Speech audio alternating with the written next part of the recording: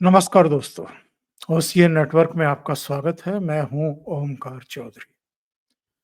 America में Democrats की विदाई के साथ ही ऐसा लग रहा है कि उनकी कठपुतली यानी बांग्लादेश के कार्यकारी सलाहकार कार्यकारी सलाहकार नाम जरूर दिया गया है, पर यह पद बिना चुने हुए प्रधानमंत्री का ही है।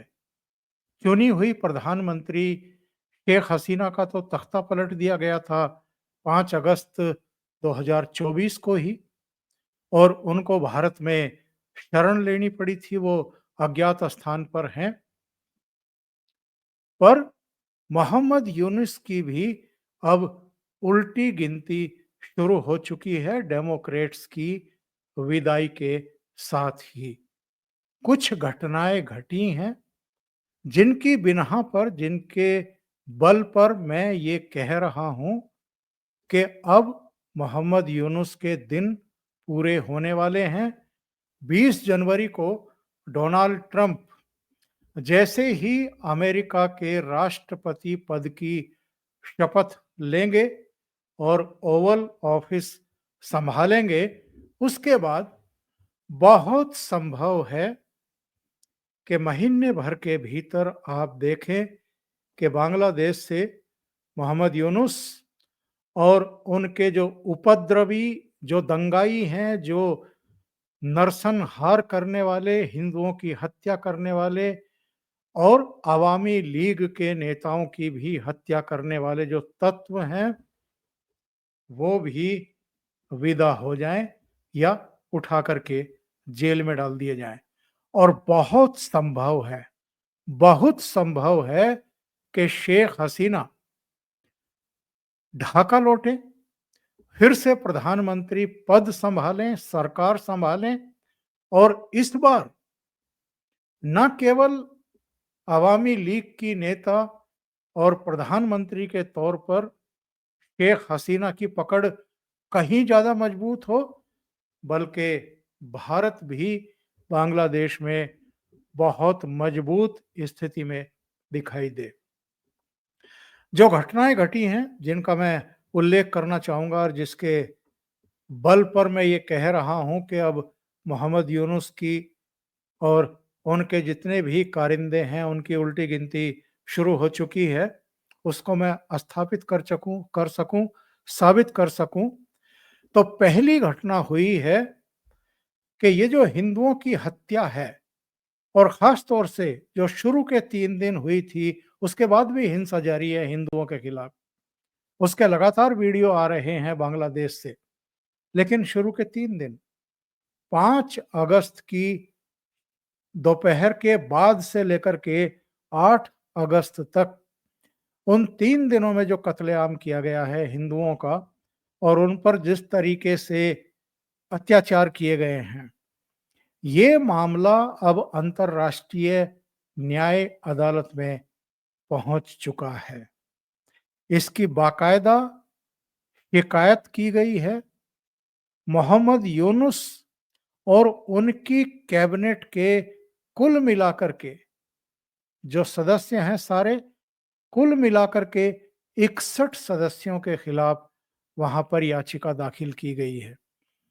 और ये याचिका दाखिल करने वाले कोई और नहीं हैं, अवामी लीग के नेता हैं और सिलहट के पूर्व मेयर हैं अनवरजमा चौधरी।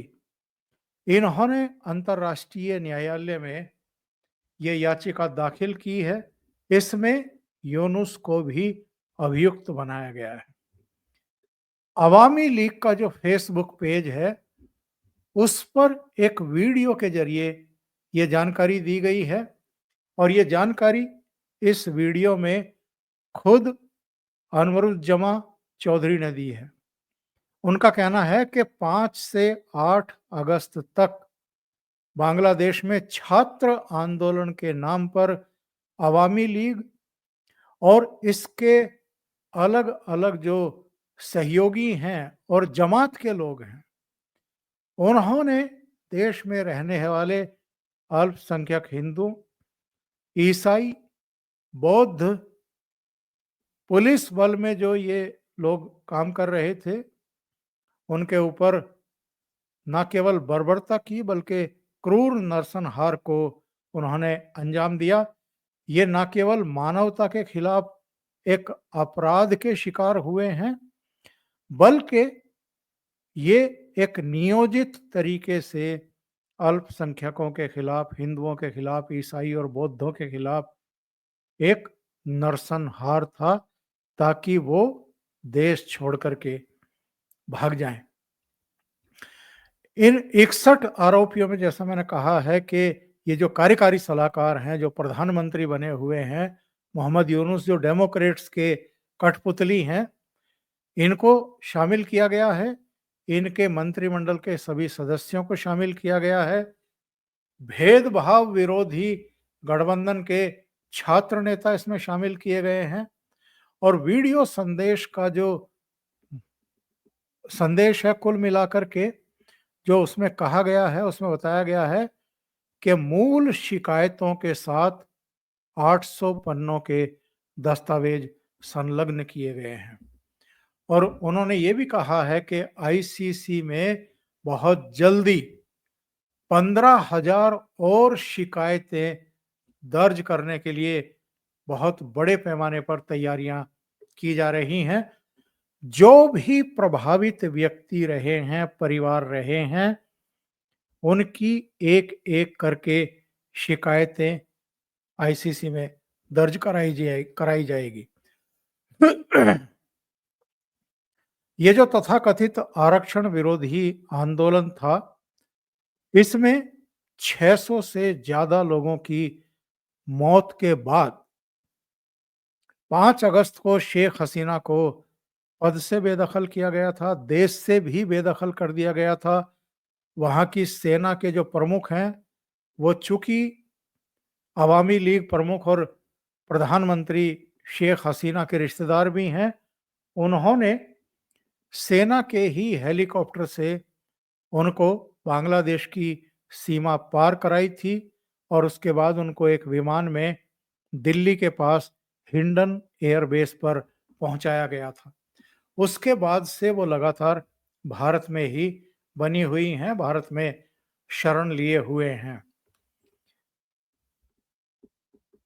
ये जो अभी दिवाली गई है, इस पर डोनाल्ड ट्रंप ने एक बयान दिया था और उस बयान में क्या कहा गया था, उसमें खास तौर से बांग्लादेश में जो क्रूरता हुई है हिंदुओं पर, उसके बारे में जिक्र था और उन्होंने कहा था कि वो हिंदुओं को भी और भारत को भी बहुत प्यार करते हैं, भारतीयों को बहुत प्यार करते हैं और ये सुनिश्चित करेंगे राष्ट्रपति बनने के बाद कि कोई भी पूरी दुनिया में कहीं भी किसी भी कोने में हिंदुओं पर किसी तरह के अत्याचार नहीं करने पाए। उन्होंने तो यहाँ तक कह दिया था कि जो मेरा ओवल ऑफिस है, व्हाइट हाउस है, उसमें भी अब आप हिंदुओं की प्रतिनिधित्व देखेंगे, वहाँ आप हिंदुओं को देखेंगे, यानी उनके प्रशासन में, उनके शासन में हिंदुओं का प्रतिनिधित्व देखेंगे।